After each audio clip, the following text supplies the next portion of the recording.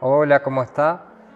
Que Dios los bendiga. Queremos iniciar otra edición de este programa Diálogo Teológico, en donde queremos seguir reflexionando sobre nuestra fe, sobre la misión de la Iglesia Cristiana en este tiempo.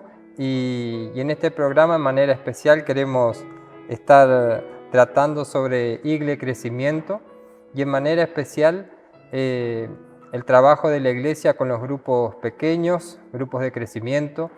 Otros le llaman células, así que vamos a estar comentando, dialogando sobre este tema que es muy interesante para la Iglesia, y nuestro invitado de hoy es el pastor Manuel Zavala, que está aquí con nosotros. Hola Manuel. Buenas Que Dios tardes, te ¿cómo está, bendiga. pastor? Un gusto compartir y tenerte con nosotros en esta entrevista. Gracias. Bueno, antes de comenzar con el tema, queremos que puedas presentarte y compartir de qué iglesia estás trabajando y bueno, qué te trae por estos pagos aquí por Chaco, ¿no?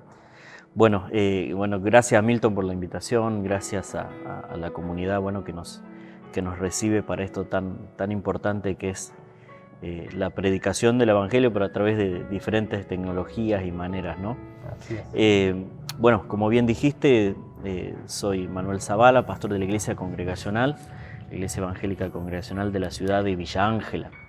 Estamos ahí trabajando ya hace 8 años.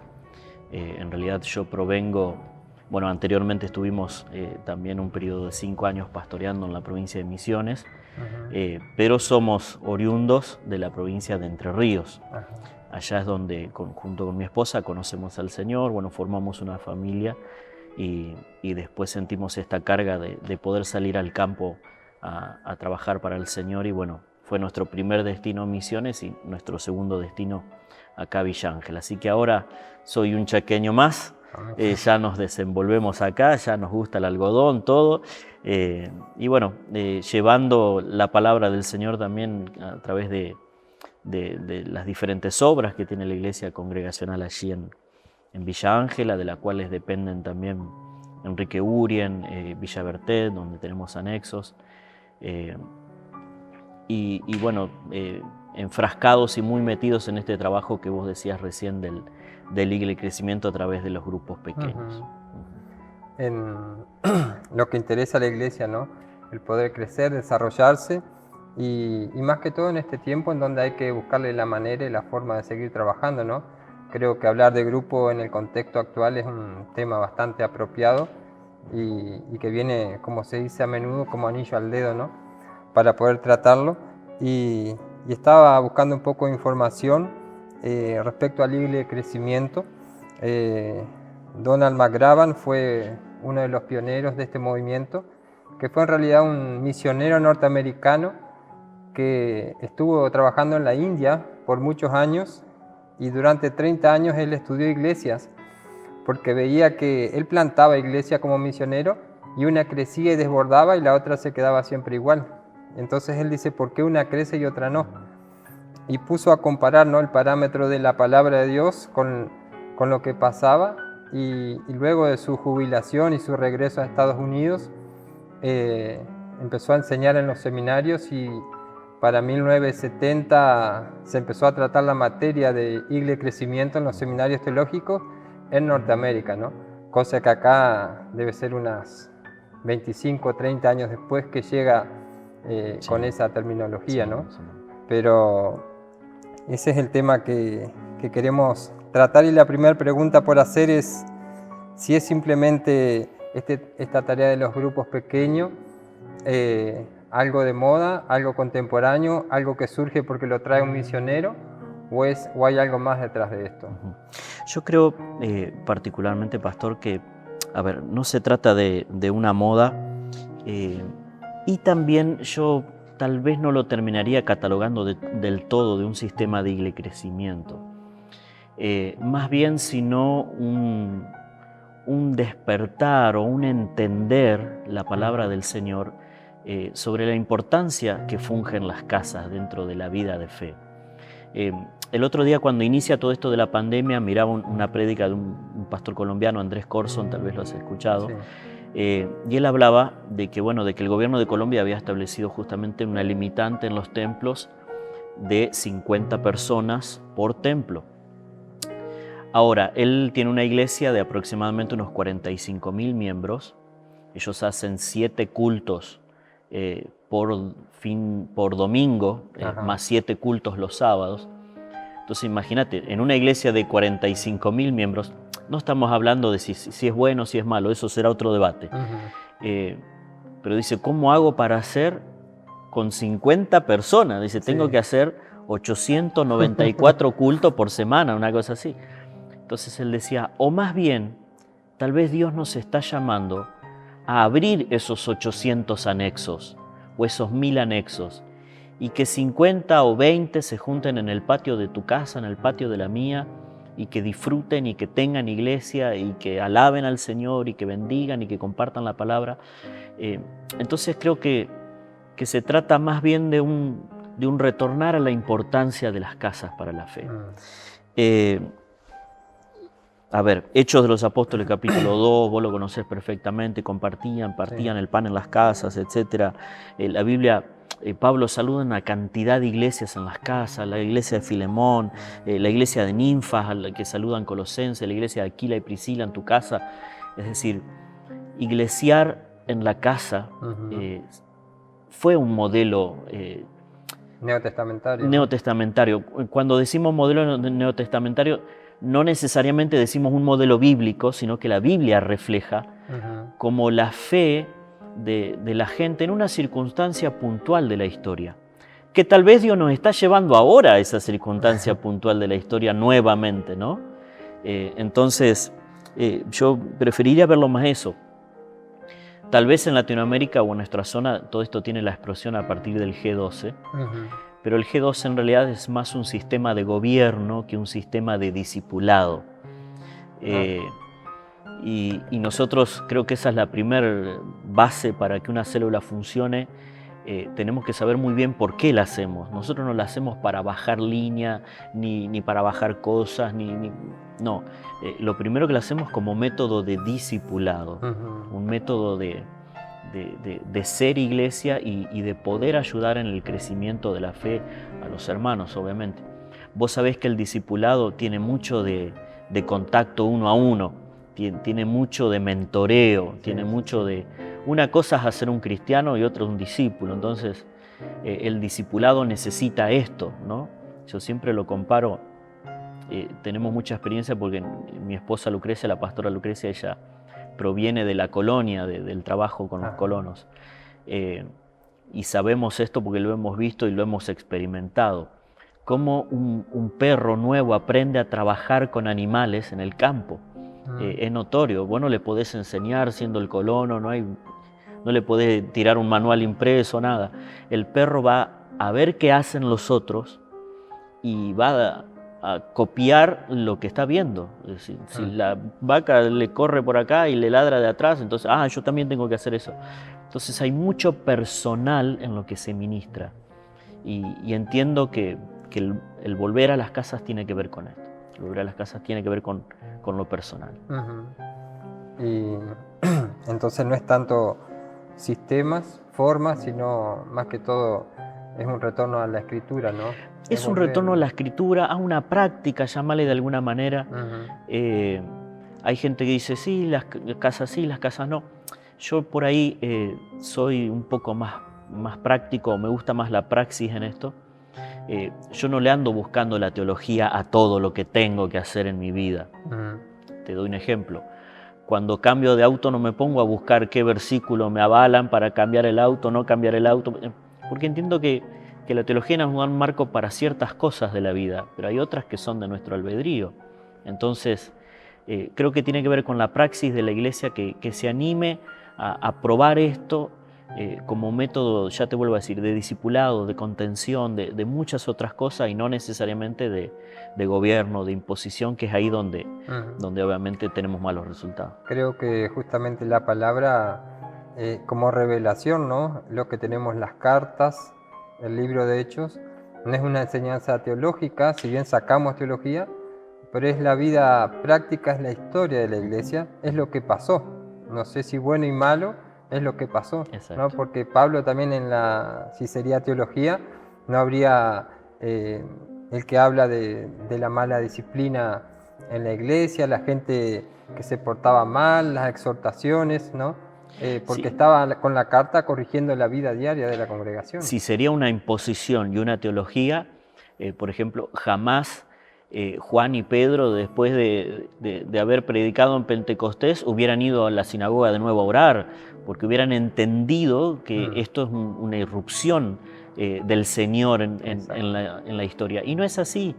Entonces, el debate no es célula versus templo ni nada parecido, sino una forma más, y a mi entender muy bendecida, de poder estar en contacto con hasta lo último de la iglesia en este caso, ¿no?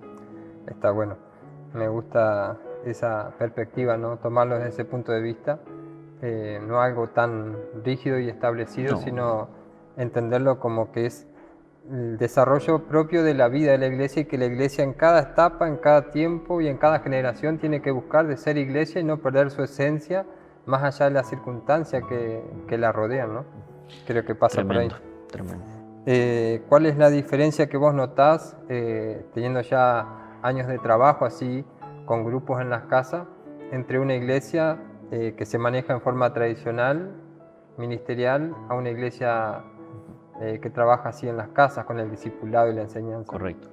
Bueno, en primer lugar lo que noto es una limitante, por así llamarlo, en lo que es el crecimiento numérico de la iglesia. Es decir, vos bien sabés, pastor, por el trabajo, y todos los que nos están mirando saben, tenemos una limitante numérica detrás nuestro, que es natural y que se corresponde con la naturalidad de la vida. A ver, ¿de qué estamos hablando?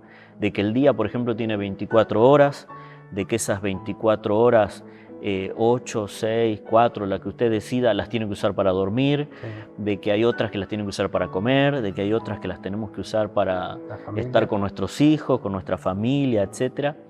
Y hay otras que podemos dedicarlas al ministerio del Señor. Y de la misma manera, una iglesia de las que denominamos, entre comillas, pastorcéntrica, ¿no? Donde tal vez el pastor concentra muchas de las cosas o muchas de las tareas que se hacen, tiene una limitante física también, porque ese tiempo va a tener que ser repartido entre la multiplicidad de tareas que un pastor normalmente organiza o desea organizar. Y eso nos lleva, sí o sí, a una limitante en cuanto a nuestra buena atención o nuestro buen pastoreo de las personas. Esto es muy simple y se puede mensurar y poner un número: 70, 100, 150, 200 personas, no sé, digamos 300 personas. A veces la gente no hace la relación y es bueno decirlo, porque decimos, por ejemplo, el pastor hace 6 meses que no me visita. Suponete una iglesia de 300 miembros donde vos puedas visitar a 2 por día. Estamos hablando de que cada 150 días le está tocando de nuevo, entre comillas, ¿no?, la visita a esa persona. Entonces, estamos hablando de primero una limitante numérica. Yo creo que las iglesias que no migran a un sistema de contención van a tener su límite físico, van a tener su límite físico en cuanto al tiempo. En segundo lugar, yo creo que descomprime las tareas porque, a ver, como decíamos recién, dentro de este pastorear hay muchas cosas que son privadas y hay muchas cosas que se suceden desde una paternidad espiritual a un hijo o desde un mentoreo cercano, y esto descomprime todo esto porque no se puede hacer muchas veces con todas las personas. A ver, hace como en el libro de Hechos de los Apóstoles, capítulo 6 también, hace que nosotros podamos dedicarnos al ministerio de la oración, al ministerio de la búsqueda, al ministerio de la frescura espiritual, porque muchas veces hay gente que demanda frescura espiritual que uno no puede tener por la multiplicidad de tareas y el ir corriendo de acá a allá. Creo que acá, discúlpame que te interrumpa, es necesario aclarar esto de que uno como pastor también necesita el tiempo para buscar la dirección de Dios, el discernimiento, y pasa muchas veces que uno dice, bueno, tengo 1 hora y es como que tenés que ir, es decir, venir al templo, vas a la oficina, Señor, decime qué querés para los próximos 6 meses porque tengo una hora nomás, ¿no? Sí, sí. Y no es así, no funciona así, Dios no funciona así, Dios nos habla a su tiempo, a su forma, a su medida, y tenemos que estar dispuestos a escucharle y si bien nos habla de muchas maneras, pero tener ese tiempo de intimidad para que cuando la palabra es impartida tenga ese poder y esa gracia que no lo tiene. Correcto. Si no está esa intimidad. Y si uno vive cubriendo las necesidades, pasa eso, ¿no? Que después el mensaje, bueno, es frío, no llega. Sí, sí, sí, sí. Hay un pastor que decía, vivimos sacrificando lo importante en el altar de lo urgente. Es decir, las urgencias y el ir y el venir y el estar, que nos encanta hacerlo, no es que no queremos hacerlo, pero le está quitando tiempo a lo importante. Y lo importante sigue siendo eso, sigue siendo importante. Fíjate, una vez le preguntaban a John Paul Guichot y le decían, ¿cuánto le cuesta en oración a usted todo lo que tiene? Hablando a nivel iglesia. Ajá. Y una cosa tremenda, él decía, miren, yo no me meto con los pastores que si tienen que orar tanto o no tienen que orar tanto, o si oran 15 minutos por día o si oran 50 horas. Lo que yo tengo, dijo él, a mí me cuesta 3 horas de oración por día. Dice, cada uno saque su conclusión. Entonces, a veces tenemos que ser conscientes de estas cosas también. Y el sistema celular te permite enfocarte. Por eso te decía que ahí vemos en Hechos de los Apóstoles, se buscaron esos sugieres, esos ayudantes, esos hermanos, Esteban y otros más, ungidos, llenos del Espíritu Santo, para hacer una tarea tan noble como repartir las mesas de las viudas, para que los discípulos, los pastores, los ancianos pudieran ocuparse de buscar las estrategias, las formas, la unción, la frescura, la palabra, la dirección, que no son cosas menores, no son cosas menores. ¿Y cómo le afecta esto a la vida de la gente también? Porque hay un cambio, hablamos en cuanto a la tarea pastoral, ¿no? A descomprimir, a poder enfocarnos en lo que tenemos que enfocarnos, pero también el trabajar con grupo provoca un cambio de miembro a discípulo, creo yo, ¿no? Sí. Una de las cosas que hace también muy fuerte, pastor, es somos más, como vos decís, somos más intencionales en el discipulado a través de un sistema celular o de grupos. ¿Por qué somos más intencionales? Porque es totalmente diferente un discipulado, un estudio bíblico que vos puedas dar en una iglesia, por ejemplo, para 100, 50, que tener en un grupo 8 o 9 personas donde vos los mentoreás de otra manera, donde la recepción es otra, donde la interacción es otra, donde todos podemos sentirnos protagonistas de ese mentoreo y no uno más que bueno fue y escuchó nomás. Entonces me parece que le da mucha intencionalidad al proceso de hacer un discípulo. Hacer un discípulo, bíblicamente hablando, que crezca, que madure, que se supere a sí mismo, que conozca más de Dios, que se someta más a Dios, vos sabes perfectamente que cuesta mucho. Y mucho más cuesta en el anonimato de muchas personas, porque no podemos controlar el proceso de todos. Pero dentro de un grupo pequeño eso nos ha dado como iglesia la posibilidad de estar más cerca del discipulado de las personas. Y decir, este crece, este no crece, este es un bebé, este le están saliendo los primeros dientecitos, vamos a cambiarle la comida. Entonces todo eso uno lo maneja de mejor manera a través de estos sistemas. Y creo que la iglesia se ve desafiada también, porque uno tiene que empezar a dar, sea que le digas lo básico al nuevo, al que llega, es compartir el evangelio, es compartir el arrepentimiento, la fe, enseñar alguna ordenanza, cosas que por años quizás una persona lo está recibiendo, la escuchó, las vivió, la practicó años a la ordenanza, pero nunca se la dijo a otro. Y en el discipulado, en este lugar cara a cara, uno tiene que poder expresarse, ¿no? Es así, es así. Nosotros hemos descubierto a través de todo este trabajo que muchas veces, no todos tienen esa cualidad de volverse después un padre espiritual para muchos. pero sí todos tenemos esta obligación que vos bien decís, de al menos compartir lo suyo, de al menos brindar lo suyo. Y esto es muy bueno, es muy rico también, porque justamente al no tratarse de un sistema de crecimiento, sino de contención, de discipulado, de amor y de romper barreras, no estamos obligando a alguien o forzando la paternidad de alguien sobre otras personas. Y eso es muy bueno también. Una de las cosas también que nosotros hemos visto muy buena es que favorece mucho la integración de las personas nuevas, porque una de las cosas o una de las grandes demandas del mundo es el amor y la contención. Y cuando alguien viene totalmente nuevo a una iglesia, es muy fácil sentirse un bicho raro ahí, como que si me saludaron, si no me saludaron, si me dieron el codo, bueno, la pandemia no sé qué va a hacer. Pero esto favorece la integración, porque conocerte con 100 personas de prepo no es lo mismo que con 1, 2, 3 o 5. Entonces se genera un ambiente de recepción mucho más importante. Hay inclusive gente que la célula le permite eliminar los prejuicios de iglesia, porque hay gente que cree que los pastores que voy a ir y me van a predicar del diezmo, que me quieren sacar esto, que no sé qué voy a hacer, no sé ni cantar, etc. Y la célula le quitó el prejuicio. Che, la iglesia no era todo lo que yo pensé que era otra cosa.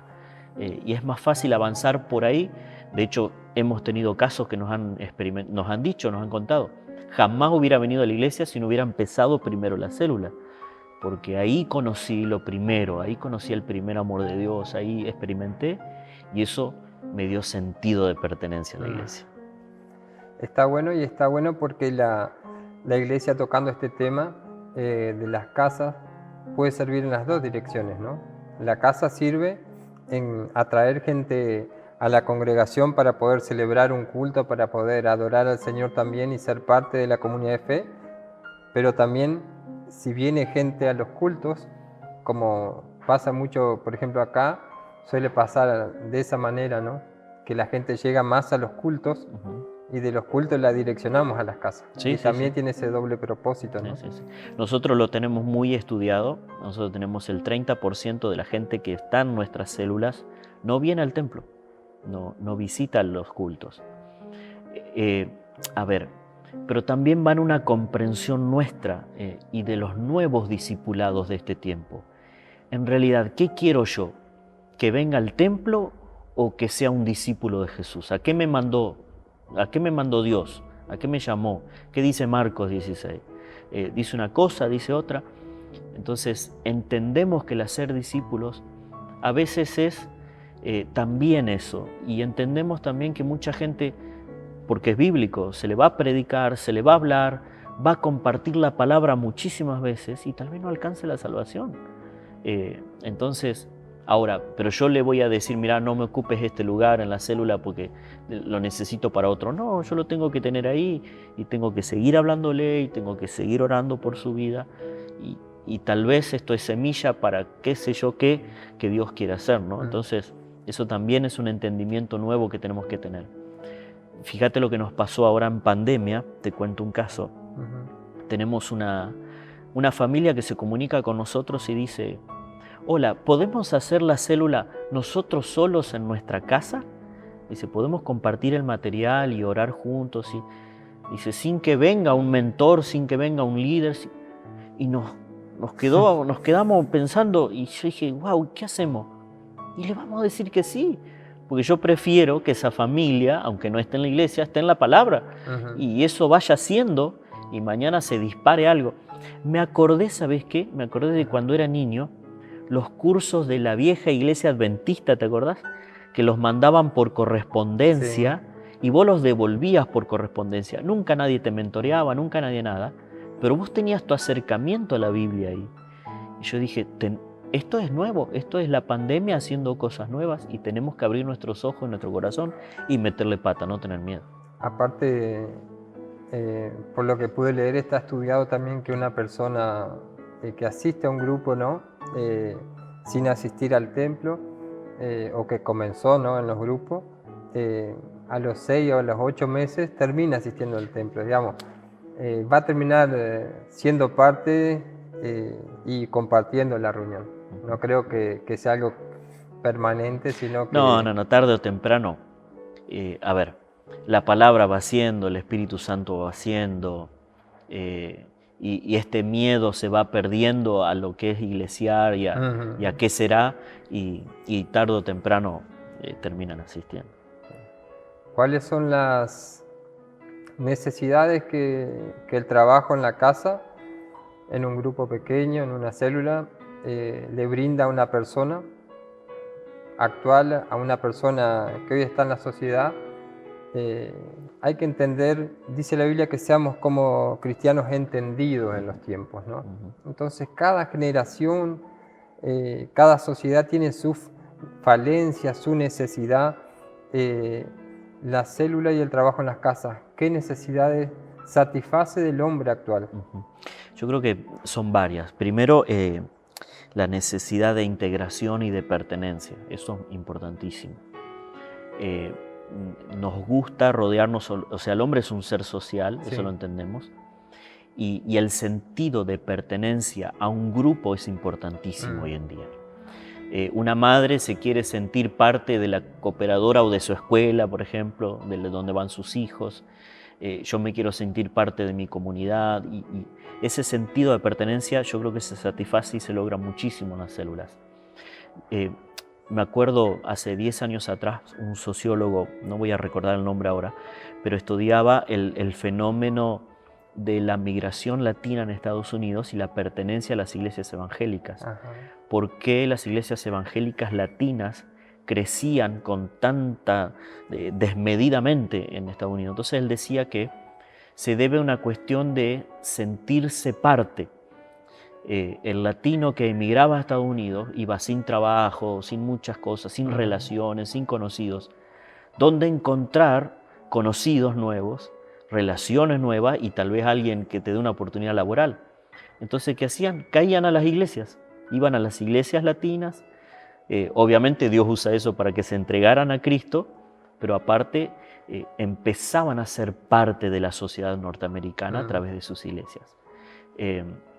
Yo creo que eso es lo primero. Lo segundo, esto de comunidad terapéutica que tiene la iglesia. Sí. Yo creo que más que nada se dan las células. Porque en las células, o por lo menos nosotros lo diagramamos así, son 4, 5, 6, hasta 8 personas que comparten realidades contigo. Entonces, ¿qué pasa? Vos tenés un testimonio y decís, chicos o chicas, hoy vengo, la verdad, vengo triste por esto, por aquello, porque me pasó. Y hay alguien que estuvo ahí, hay alguien que pasó por eso, hay alguien que tiene una palabra, hay alguien que tiene un conocido, hay alguien que tiene una mano para brindar. Y esto de comunidad terapéutica en las células es mucho más fácil porque son 8. Es fácil ser discreto entre 8 personas. Uno no va a decir en un culto, va a levantar la mano y va a decir, pastor, estoy en terribles luchas en mi matrimonio. No, pero sin embargo en la célula uno lo vuelca. Y hay un sentido de ayuda, una catarsis. ¿Me entendés? Claro, sí. Todo esto se da mucho mejor. Y creo más que nada que también lo que se da mucho es el sentirse valorado, el sentirse amado, el sentirse buscado, importante. A ver, nos falta uno en la célula, hey, ¿qué te pasó? ¿Que no pudiste venir? Que a veces también como pastores se nos escapa esto, de cómo está el hermano que no pudo venir. Che, vos viste que hace 2, 3 fines de semana que no viene, la verdad ni cuenta me di.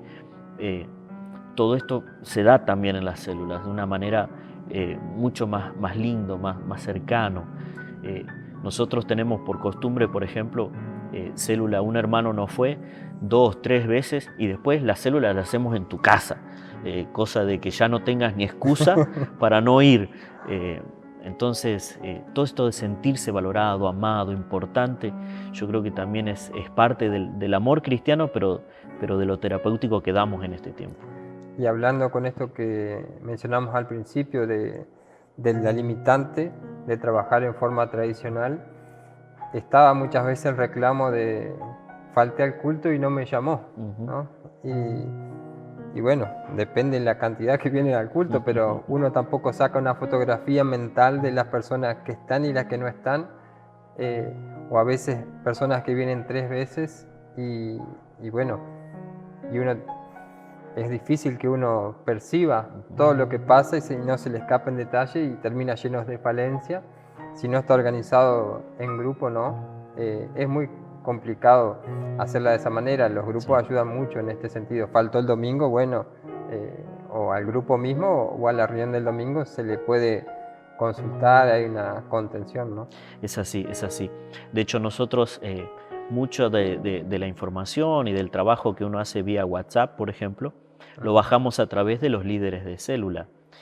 Avisen a sus discípulos que hoy no se olviden que tenemos cena del Señor, por ejemplo, o avisen que mañana se va a trabajar para el templo, avisen, recuerden, insistan.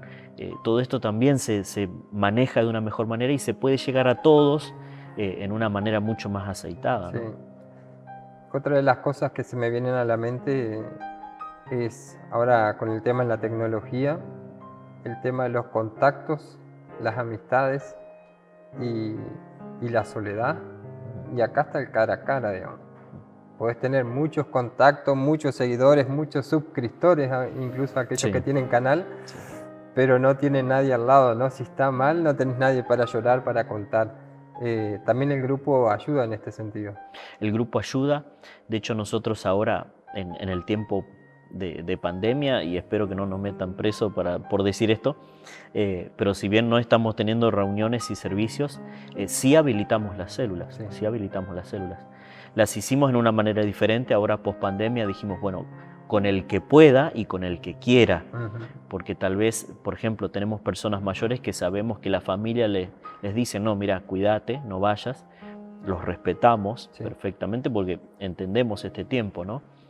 Pero una de las primeras cosas que la gente nos pedía es, por favor, que vuelvan las células, porque era casi la única manera de poder interactuar en este tiempo a través de esas casas. Entonces, creo que es bueno y que tiene que ver con eso que vos decís de sanidad y de acompañamiento, ¿no?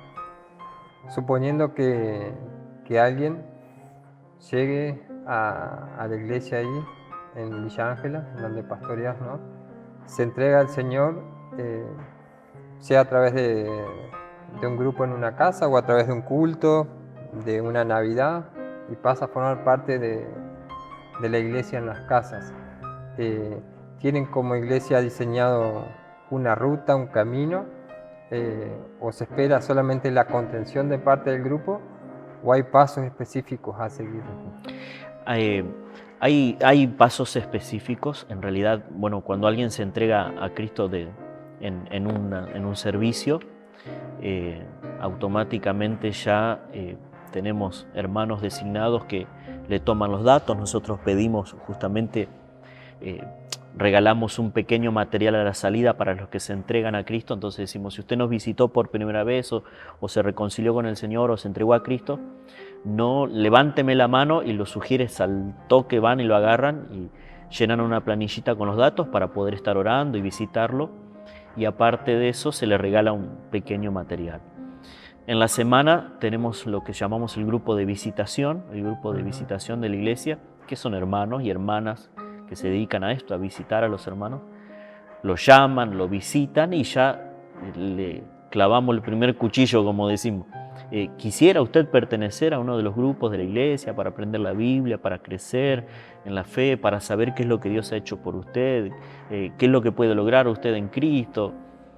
Con todos aquellos que nos dicen que sí, automáticamente derivamos a los líderes del ministerio celular. Tenemos un matrimonio que son los líderes, y ellos ven cuál es la célula o cuál es la casa que se adapta a las necesidades de esa persona. En cuanto a avance del material, no queremos que alguien esté hablando del bautismo del Espíritu o esté hablando de, ¿me entendés? Y no sepa todavía que no era digno y que fue perdonado sus pecados. Entonces, en cuanto al avance del material, y en segundo lugar, en cuanto a la realidad sociocultural de esa persona. Tenemos mucho cuidado con eso. Te doy un ejemplo. No podés mezclar una adolescente de 16 años, una chica del secundario, con 5 mamás y una abuela de 60, ¿me entendés? Porque no comparten la realidad sociocultural. Una va a venir a orar para poder zafar del examen de matemática y las otras van a estar orando porque un hijo está en la droga, por ejemplo. Sí. Entonces, acorde a esa realidad, buscamos el líder y la célula que más o menos se adecue, y si no hay, se empieza una de cero. Siempre tenemos esa opción. Una vez que la persona se integró al sistema celular, el líder de célula le concerta una cita conmigo, como pastor o con la pastora. ¿Por qué hacemos esto? Y lo hacemos pura y exclusivamente con los pastores. Tenemos un equipo de ancianos, pero primero se reúnen con los pastores. Porque entiendo, Milton, también la necesidad de generar un vínculo pastoral, que el líder de célula no lo da, eso lo da el pastor. Y este sentido de pertenencia también lo da el líder de la iglesia, en este caso. Entonces a mí me gusta conocer a la gente y como decimos vulgarmente a veces, circuncidar el prepucio de su corazón, ir a lo primero, a la primera necesidad, y estar con ellos para generar un vínculo de amor y para conocerlos y que me conozcan y que sepan que el pastor es humano, que no es inalcanzable, ninguna de esas cosas raras. Y después sí, después todo el mentoreo se sigue dando en la célula, pero esa persona ya pasó a ser miembro, tiene derecho y obligación como cualquier otro. Qué bueno. Siempre en esto, a la vez cuando me toca enseñar o compartir o ayudar a alguna otra congregación, les digo que hay parte que hace Dios y hay parte que hace el hombre, ¿no? Porque a veces en la iglesia la gente, Dios las trae. Dice Hechos 2:47, el Señor añadía cada día los que habían de ser salvos.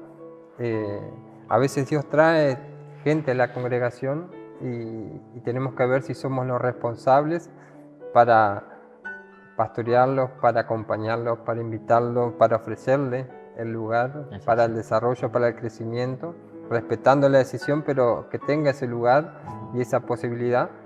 Porque yo digo, si no se la damos, o cuando una iglesia no le da, entonces Dios desde arriba dice, bueno, voy a empezar a enviar gente a aquella iglesia que sí los recibe y les propone algo, ¿no?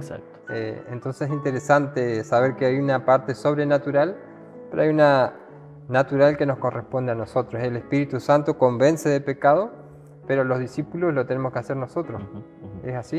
Una de las cosas que más impacta y siempre va a seguir impactando toda la vida es la primera impresión, pastor. Vos sabés que la primera impresión es fundamental en el hombre, no en Dios, en el hombre. A Dios nadie lo impresiona, a Dios nadie lo sorprende. Pero cuando el profeta Samuel se acerca a los hijos de Elí y los mira, de Elí a los hermanos mayores de David, y dice, wow, acá está el ungido de Jehová. Y Dios dijo, no, vos estás mirando lo de afuera. Ahora, ¿qué es lo más tremendo de esta enseñanza? No solo que Dios mira adentro, sino que el hombre mira afuera. Entonces, para el hombre que viene por primera vez a una iglesia, es muy importante lo que ve, muy importante lo que ve, porque es la primera impresión. Daniel González, el pastor bautista de la iglesia del centro, que lo conocemos muchísimo de todas las charlas que da, él siempre dice, en una entrevista es muy importante cómo vas vestido, cómo te desenvolves, lo que el otro ve, porque no te está entrevistando Jehová, te está entrevistando un hombre, y el hombre quiere ver cosas agradables a la vista de hombres. Entonces es muy importante, nosotros lo entendemos mucho, no solo la limpieza al templo, por ejemplo, sino que es muy importante los sugieres, es muy importante los porteros, es muy importante el amor que ellos tengan por las almas, es muy importante que estén atentos a los detalles, que estén atentos a las necesidades del que entra. Eso es fundamental, fundamental. Tiene que haber un propósito muy grande de Dios en una vida para que una persona que es maltratada en una iglesia la primera vez permanezca. Es por un milagro de Dios nomás, porque si no, humanamente vos no vas.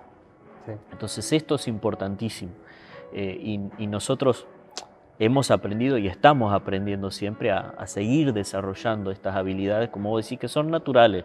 Tal vez no son muy espirituales, tal vez no son bajadas del quinto cielo, no las trajo nadie en un libro, pero son naturales y si podemos hacerlas, ¿por qué no ayudar en eso? Exactamente.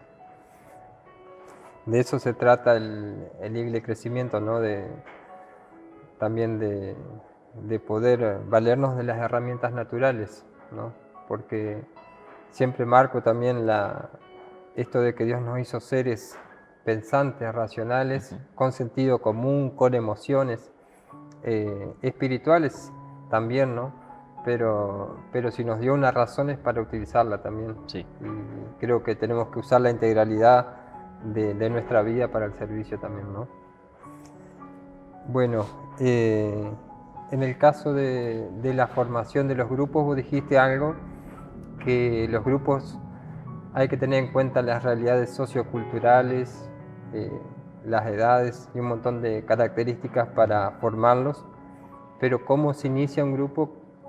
¿Cuáles son o hay personas básicas, un número básico?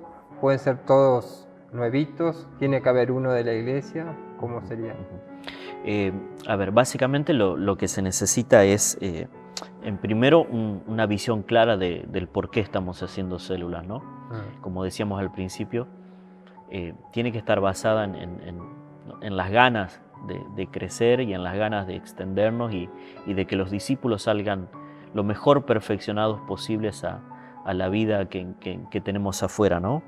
En segundo lugar, yo creo, Milton, que las células tienen que tener metas, porque si no tenemos una meta plausible, es decir, algo posible, pero a la vez algo mensurable, no estamos regalando cosas y no sabemos cómo las estamos haciendo o para qué las estamos haciendo. Entonces creo que tendríamos que tener metas. Nosotros ponemos muchas metas en eso, que en un año, que en 2 años esa persona ya pueda estar bien integrada a la iglesia, que en 6 meses esa persona ya nos hable de ministerio, por ejemplo, de ¿qué puedo hacer, pastor, en la iglesia?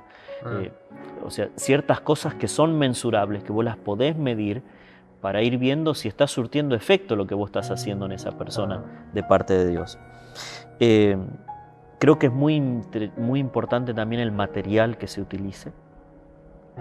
Yo creo que cada iglesia obviamente es libre de buscar el material que quiera, pero tiene que ser un material muy equilibrado, un material sano, que ya decir sano hoy bíblicamente está sacando el 50% del material afuera, y tenés que ser muy intencional en la elección del material. ¿Qué clase de discípulo querés hacer? ¿Querés hacer un esclavo de los pastores, como en muchas iglesias hay? Tenés que ir a buscar otro material. ¿Querés hacer un discípulo de Cristo? Tenés que buscar un material bíblico, centrado, fuerte, pero llevadero a la vez, entendible. Hay muchas realidades socioculturales afuera, hermanos que tal vez les cuesta interpretar un texto, hermanos que tal vez no tienen mucho de su grafía, no pueden escribir bien, no saben. Todas esas realidades se van a conjugar en una célula. Sí. Entonces tenemos que saberlas, tenemos que entenderlas. Un material que utilice también versiones bíblicas actuales, esto es importantísimo. Si yo le digo a un hermano y me pongo a leer las guerras del Antiguo Testamento y que nos fuimos y que entonces desjarretaron los caballos y me quedan mirando así como diciendo ¿de qué está hablando? Entonces es importante una versión nueva y fidedigna de la Biblia, entendible para este tiempo. Nosotros usamos mucho la Nueva Traducción Viviente, una versión que nos gusta porque es fiel a los originales, pero es fiel a un lenguaje ameno de este tiempo. Entonces nos sirve mucho. Y básicamente y puntualmente el líder. El líder es casi el éxito o el fracaso de un grupo pequeño. Tiene que ser un líder abierto, un líder permeable, un líder que pueda depender del Espíritu Santo, un líder afable, manso. independientemente de los condimentos que a veces le dé a cada célula. Por ejemplo, hay líderes que me dicen, pastor, yo les tomé examen a los hermanos, sorpresa. Yo digo, no, ¿cómo va a hacer eso? Pero esos discípulos se acostumbraron a ese líder y les gusta ese método. Yo no lo haría, pero tal vez otro lo hizo. Entonces, esa multiplicidad también se da muchas veces. Pero el líder tiene que entender básicamente la premisa más importante.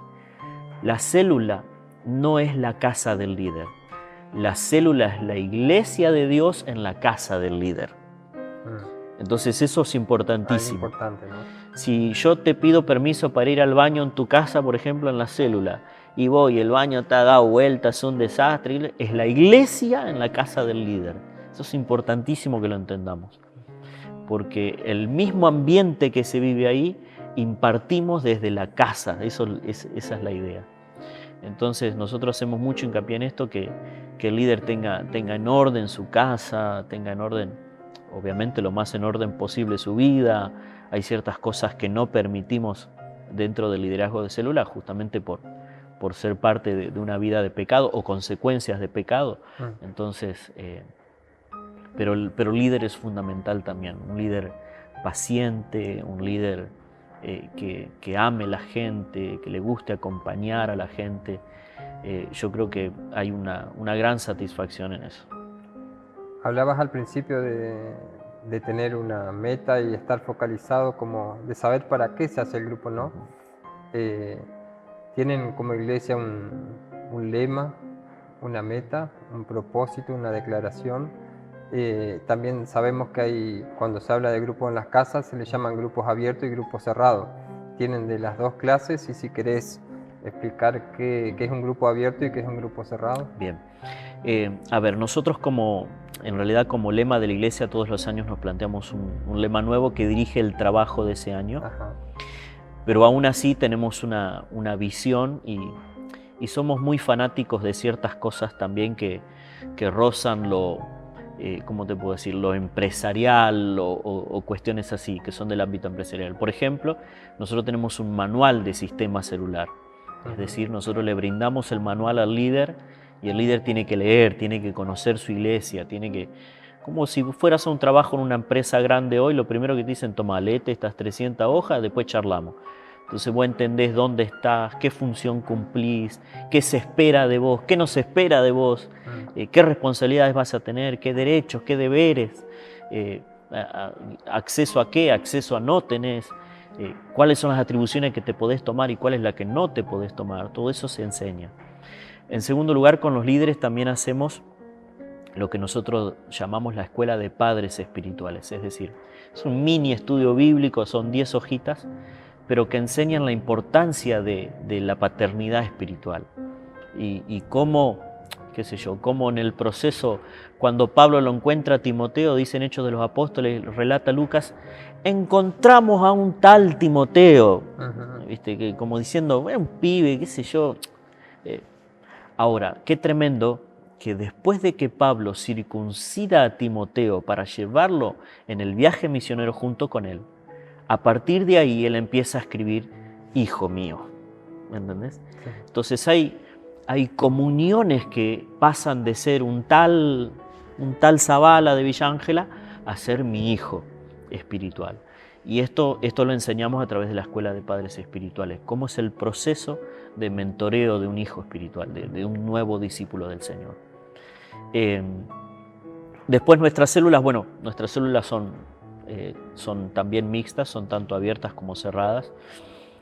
Cerradas en el caso de justamente lo que brindamos como iglesia y a miembros de iglesia. Son abiertas, pero con una salvedad especial.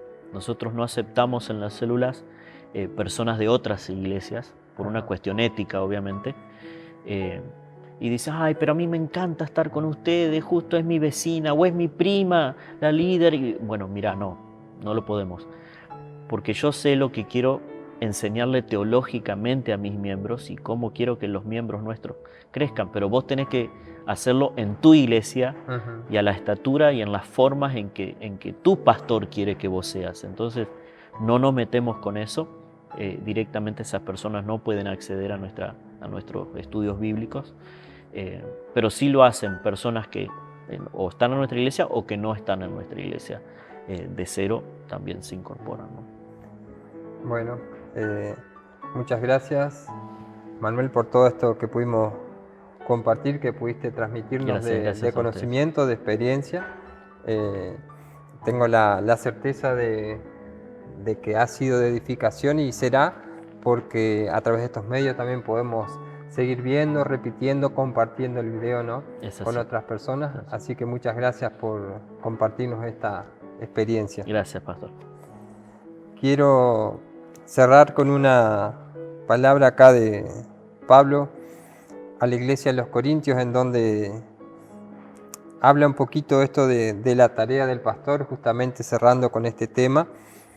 Dice 1 Corintios capítulo 3, versículo 10, conforme a la gracia de Dios que me ha sido dada, yo como perito arquitecto puse el fundamento y otro edifica encima, pero cada uno mire cómo sobreedifica, porque nadie puede poner otro fundamento que el que está puesto, el cual es Jesucristo. A eso no lo podemos cambiar, ¿no? Él como misionero, plantador de iglesia, iba y le predicaba a Cristo, y después decía el pastor que viene a hacerse cargo, vea cómo sobreedifica la iglesia, cómo le enseña, como lo que estás compartiendo justamente. Cada pastor tiene su forma de trabajo, ¿no? Y creo que necesitamos como pastores mirarnos en esto y decir, estoy edificando con oro, con plata, con hojarasca, con piedras preciosas, ¿no?